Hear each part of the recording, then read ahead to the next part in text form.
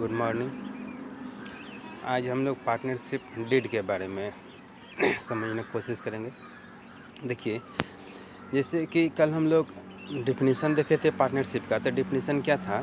जो partnership is the relationship between persons who have agreed to share the profit of business carried on by all or any one of them acting for all। उसमें एक point क्या था? Agreed, है ना? तो agreed का मतलब क्या? एग्रीमेंट से। एग्रीड का मतलब क्या चीज़? एग्रीमेंट से। तो ये जो पार्टनर्स जो एग्रीड है ना, एग्रीमेंट है, तो एग्रीमेंट आइदर ऑरली और एग्रीमेंट दोनों हो सकता है। तो अगर ऑरली है तो कोई बात ही नहीं, वो भी वैलिड है।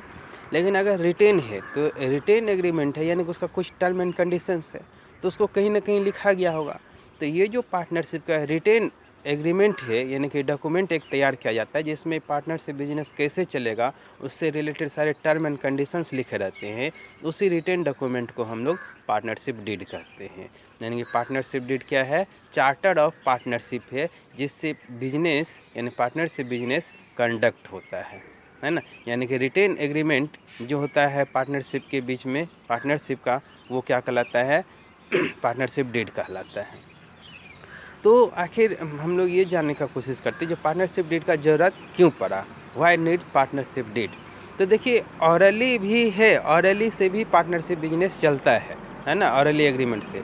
लेकिन इन फ्यूचर कि इस पार्टनरशिप का क्या राइट है, क्या लायबिलिटीज़ है, क्या ड्यूटीज़ है, कभी बिजनेस ऑपरेट करने में अगर कोई प्रॉब्लम आ जाए, या प्रॉफिट शेयरिंग करने में भी, या और किसी तरीके से अगर पार्टनर के बीच में कोई डिस्प्यूट अराइज हो जाए तो इसको कैसे सॉल्व करेंगे?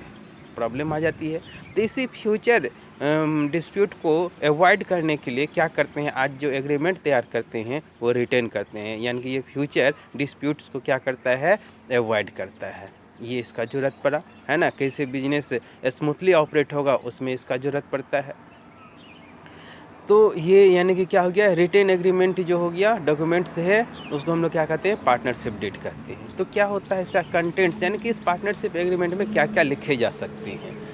तो पार्टनरशिप एग्रीमेंट में यानी कि इसके कंटेंट्स में क्या क्या हो सकता है ये देखते हैं। तो सबसे पहले name and address of each and every partners, जितने भी पार्टनर्स होंगे सभी का नाम, उसका एड्रेस, ये सारा चीज़ लिखा हुआ होगा, है ना।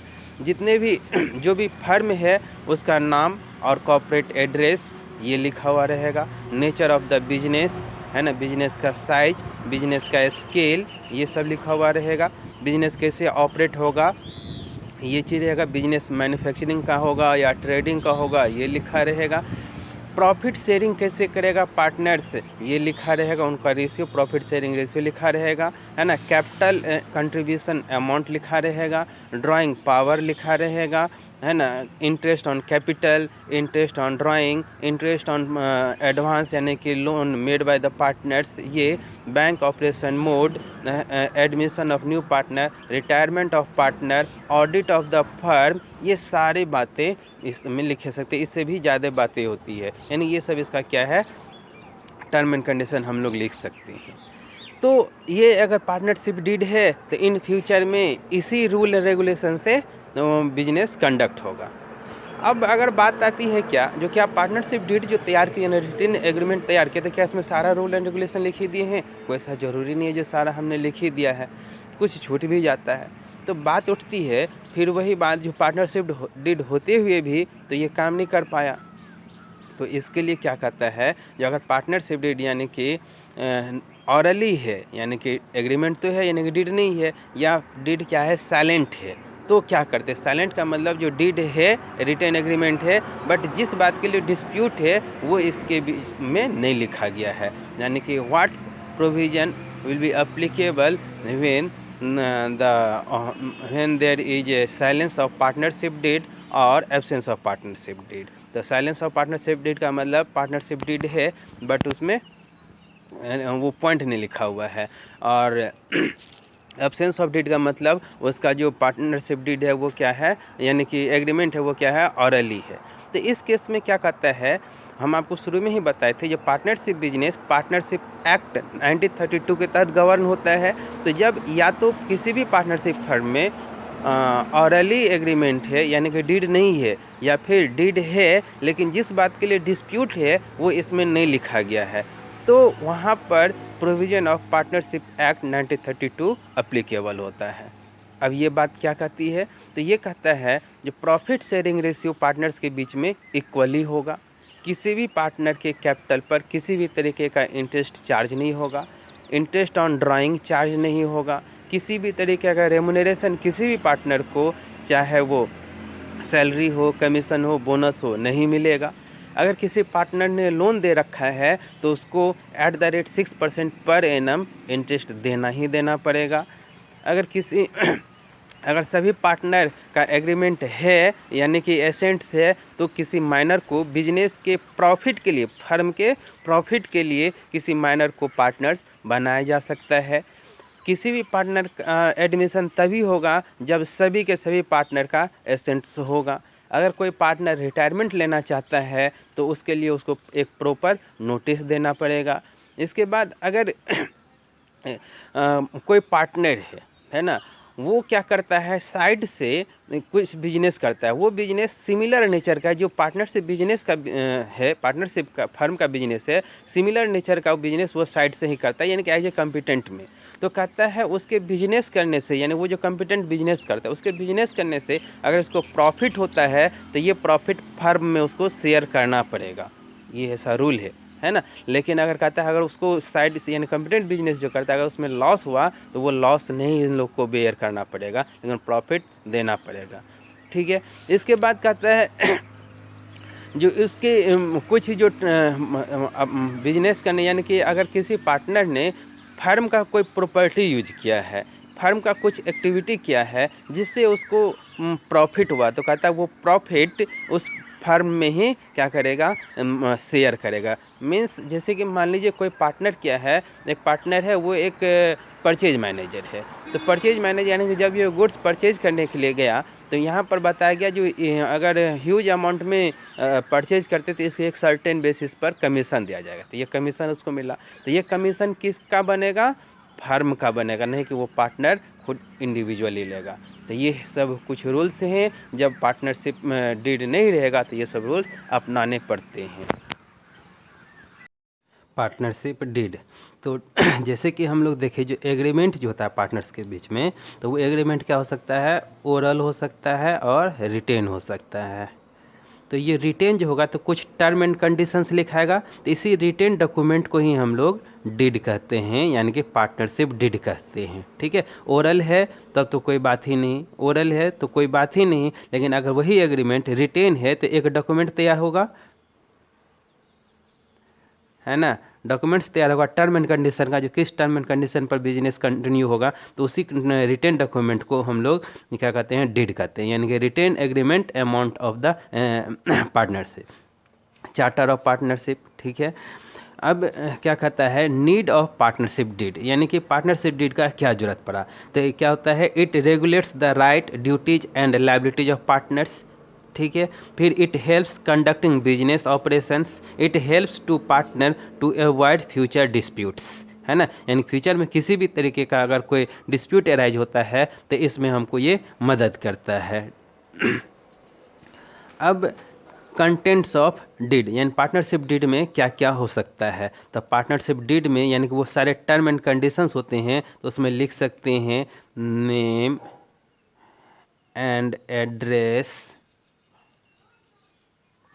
of partners, name and address of partners, name and address of firm,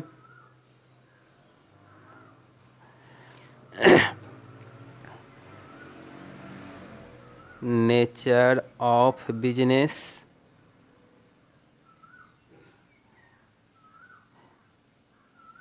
scale and size of business,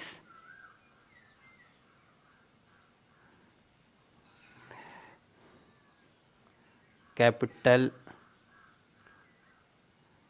contribution made by partners,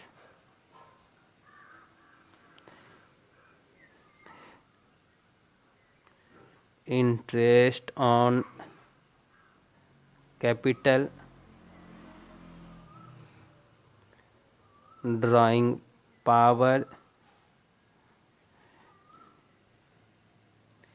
interest on drawing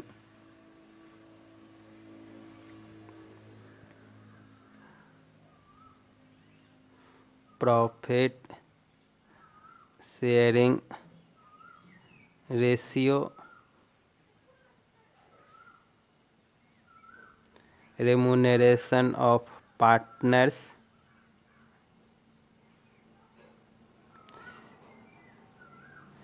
bank account and operation mode,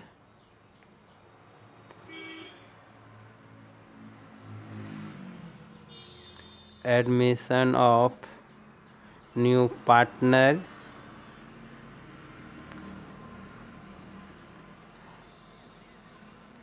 valuation of goodwill,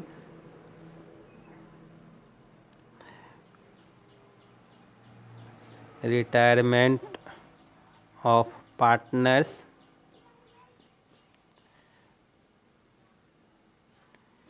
audit of firm,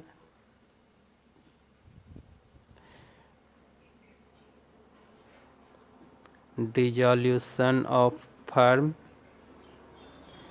ये तरीके का हम लोग term and conditions लिख सकते हैं। ये सब क्या होता है, कंटेंट्स ऑफ डीड होता है। तो यानी कि ये टर्म, ये क्या कंप्लीट है, कोई ज़रूरी नहीं ये कंप्लीट, इसके अलावा भी बहुत सारे टर्म एंड कंडीशंस होते हैं जो हम लोग लिख सकते हैं। तो अब बात आती है जो रूल्स इन द एब्सेंस और साइलेंट ऑफ पार्टनरशिप डीड। यानी एब्सेंस यानी कि या तो क्या होगा, ऑरल डीड होगा, तो ऑरल डीड होगा तो क्या होगा, पार्टनरशिप डीड एब्सेंस होगा। या रिटेन होगा तो रिटेन होगा, तो जैसे कि अभी हमने देखा रिटेन एग्रीमेंट, तो कोई ज़रूरी नहीं जिसमें सारा टर्म एंड कंडीशन लिख ही दे। तो जिस बात के लिए डिस्प्यूट है फ्यूचर में, वो हो सकता है डीड में नहीं लिखा है, तो उसको बोलते हैं साइलेंट, है ना। यानी कि रूल्स इन द एब्सेंस और साइलेंस ऑफ डीड। तो उस समय में क्या कहता है, जो पार्टनरशिप एक्ट का जो प्रोविज़न होगा, पार्टनरशिप एक्ट 1932, ये जो है ना पार्टनरशिप एक्ट 1932, इसका प्रोविज़न लागू होता है उसके ऊपर, ठीक है। यानी कि ओरल एग्रीमेंट है या रिटेन एग्रीमेंट है, बट वो डीड जो है उसके ऊपर में यानी साइलेंट है, तो उस समय में provision of partnership act 1932 applicable होता है। अब ये क्या कहता है, ये कहता है जो प्रॉफिट शेयरिंग रेशियो जितना भी पार्टनर्स होगा वो इक्वली होगा। वहाँ पर हम लोग कैपिटल कंट्रीब्यूशन नहीं देखते हैं, जो किसने कितना कैपिटल लगाया उसको ध्यान में नहीं दिया जाता है, प्रॉफिट शेयरिंग रेशियो इक्वली होगा। Interest on capital not charged, किसी भी पार्टनर को किसी भी तरीके का इंटरेस्ट ऑन कैपिटल नहीं मिलेगा। Interest on capital, interest on drawing not allowed, कोई किसी भी तरीके का इंटरेस्ट ऑन ड्राइंग नहीं होगा। Interest on loan at the rate 6% per annum, यानी किसी पार्टनर ने अगर इंटरेस्ट दे रखा है तो उसको हर हाल में 6% पर एनम से इंटरेस्ट देना ही पड़ेगा। एडमिशन के लिए कंसेंट ऑफ ऑल पार्टनर्स जरूरी है, जितने भी पार्टनर हैं सभी पार्टनर का कंसेंट होना जरूरी है। अगर वो सिमिलर बिजनेस यानी कोई पार्टनर सिमिलर बिजनेस कर रहा है, कंपिटेंट है, तो कंपिटेंट बिजनेस से अगर किसी भी तरीके का प्रॉफिट होगा उस पार्टनर को, तो प्रॉफिट शेयर किया जाएगा कहाँ पर, फर्म में शेयर करना पड़ेगा। ये बात याद रखिए, ठीक है। अगर किसी पार्टनर ने फर्म्स का प्रॉपर्टी यूज किया है या फर्म्स के ट्रांजैक्शंस के कारण किसी भी तरीके का उसको प्रॉफिट हुआ है, तो वो भी प्रॉफिट फर्म में जाएगा, है ना, वो भी प्रॉफिट फर्म में जाएगा। यानी कि अगर कोई मैनेजर है, परचेज मैनेजर है, और उसने एक ह्यूज क्वांटिटी में गुड्स परचेज किया है जिस पर उसको कमीशन मिला, तो वो कमीशन फर्म का होगा, नहीं कि उस पार्टनर का होगा। फिर माइनर पार्टनर, यानी कि अगर कोई सभी पार्टनर्स का कंसेंट है, तो बिजनेस के प्रॉफिट के लिए, बिजनेस यानी कि फर्म के प्रॉफिट के लिए यानी कि बेनिफिट के लिए उसको पार्टनर्स को माइनर को पार्टनर बनाया जा सकता है, लेकिन सभी पार्टनर का कंसेंट होना जरूरी है। अगर कोई पार्टनर रिटायरमेंट ले रहा है तो एग्रीमेंट के अनुसार से, या नहीं तो फिर प्रॉपर नोटिस देना पड़ेगा, प्रॉपर नोटिस देना पड़ेगा। तो ये सब कुछ टर्म एंड कंडीशंस हैं जो अगर उसके पास डीड नहीं है या डीड साइलेंट है तो उस केस में ये एक प्रोविजन ऑफ पार्टनरशिप एक्ट लागू होता है। अब देखिए कुछ एग्जाम्पल देखते हैं हम लोग। तो एक जैसे कि एग्जाम्पल है ये, X and Y are partners in a firm having profit sharing ratio 3:2 respectively, यानी X और Y दो पार्टनर है, फ्यूचर में प्रॉफिट होगा, इसके बिजनेस करने से जो प्रॉफिट होगा वो उस प्रॉफिट को ये लोग 3:2 में बांटेगा, ये प्रॉफिट शेयरिंग रेशियो है। X had advance to the firm a sum of ₹30,000 as a loan, यानी X ने क्या किया, 30,000 रुपया का लोन दे दिया। ठीक है, कब, 1 जुलाई 2018 को। कहता है the deed is silent regarding interest on loan to the partner, यानी कि डीड है लेकिन डीड क्या है, साइलेंट है, यानी कि इंटरेस्ट, यानी कोई पार्टनर अगर लोन देता है तो उस पर कितना इंटरेस्ट पड़ेगा उसमें क्या है, साइलेंट है। कहता है calculate interest on loan payable, यानी कि लोन पर कितना हुआ। तो अब आप मान लीजिए अकाउंटिंग ईयर इंड्स करता है 31 दिसंबर को, ठीक है। तो देख लीजिए तो इसका जो इंटरेस्ट ऑन लोन बनेगा, तो लोन तो है कितना, 30,000, रेट नहीं दिया तो provisions of Indian Partnership Act, Indian Partnership act will be applicable, क्योंकि डीड नहीं है, since deed is silent, deed क्या है, साइलेंट है, तो provisions of Indian Partnership Act लागू होगा। और ये क्या कहता है, interest on loan at the rate 6% per annum मिलेगा ही मिलेगा। तो 30,000 का 6%, लेकिन कितने दिनों के लिए, ये जो है जुलाई में दिया ही है, तो जुलाई, अगस्त, सितंबर, अक्टूबर, नवंबर, दिसंबर, 6 महीना के लिए लगेगा। ठीक है, ये कट गया, 2 हो गया, यानी कि 150 रुपया का इंटरेस्ट बना, तो ये इंटरेस्ट लगेगा उसको। ठीक है, चलिए दूसरा देखते हैं एक एग्जाम्पल। दूसरा एग्जाम्पल कहता है X and Y are partners, they do not have any partnership agreement. अब क्या कहता है, थोड़ा ज़्यादा लॉजिक मत लगाइए, क्या कहता है, दे do not have any partnership agreement. तो आप कहिएगा अरे भाई ये तो क्वेश्चन ही गलत है, सर तो हमको बताए थे जो पार्टनरशिप बिना एग्रीमेंट का हो ही नहीं सकता है। तो इसमें तो एग्रीमेंट ही नहीं है, एग्रीमेंट मतलब ऑरल एग्रीमेंट है, डीड नहीं है। यहाँ पर कहने का मतलब क्या है, उसके पास डीड नहीं है। ठीक है, बिना एग्रीमेंट का तो हो ही नहीं सकता है, लेकिन उसके पास क्या नहीं है, डीड नहीं है, यानी रिटेन एग्रीमेंट नहीं है। कहता है what should be done in the following case, कहता है क्या क्या कर सकते हैं इस केस में। तो देखिए पहला केस कहता है जो X spends twice the time that Y devotes to business, यानी एक्स जितना समय देता है उसका दुगुना वाई जितना टाइम देता है उसका दुगुना एक्स देता है। X claims that he should get A salary of ₹15,000 per month for his extra time. क्या कहता है, जो हम दोबारा टाइम ज़्यादा टाइम देते तो हमको इतना रुपया सैलरी चाहिए, नहीं मिलेगा। क्यों, क्योंकि वो क्या कहता है, इसके पास क्या है, डीड है ही नहीं है, डीड नहीं है। तो हम लोग क्या पढ़े थे, जो अगर पार्टनरशिप बिजनेस में डीड नहीं है तो किसी भी तरीके का जो कोई रेमुनरेशन है, किसी भी पार्टनर को कोई रेमुनरेशन नहीं मिलेगा, एनी टाइप्स ऑफ रेमुनरेशन किसी को भी नहीं मिलता है। तो यानी कि सिंस डीड इज साइलेंट, है ना, therefore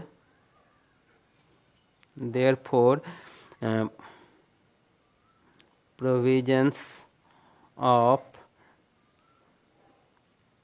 partnership act will be applicable. और ये एक्ट क्या कहता है, no remuneration to any partner, किसी भी पार्टनर को किसी भी तरीके का रेमुनरेशन, यानी कि नहीं तो कोई सैलरी मिलेगा, नहीं तो कोई बोनस मिलेगा, नहीं तो कुछ मिलेगा, यानी कि उसका क्लेम क्या है, वाइड है। ठीक, फिर कहता है दूसरा condition, Y wants that profit should be distributed in the ratio of capital. Y क्या कहता है, जो प्रॉफिट को कैपिटल रेशियो में बांटेंगे। एक्स कहता है जो नहीं, it should be equally distribute, ये कहता है। तो अब देखिए क्या है, इसके पास डीड है ही नहीं, तो क्या होगा, since there is absence of deed, है ना, therefore provisions of partnership act will be applicable. तो ये क्या कहता है, प्रॉफिट शेयरिंग रेशियो क्या होगा, इक्वली। तो यहाँ पर क्या होगा, एक्स का क्लेम सही है और वाई का क्लेम क्या है, गलत है, यानी कि कैपिटल रेशियो में हम लोग नहीं बांट सकते हैं। फिर कहता है Y has drawn a lot of capital from business, यानी कि उसने बिजनेस से ड्राइंग कर लिया, X wants charge interest on drawing. फिर यहाँ पर भी वही बात, यानी कि since there is no partnership deed, यानी कि डिड है ही नहीं है, तो प्रोविजन ऑफ पार्टनरशिप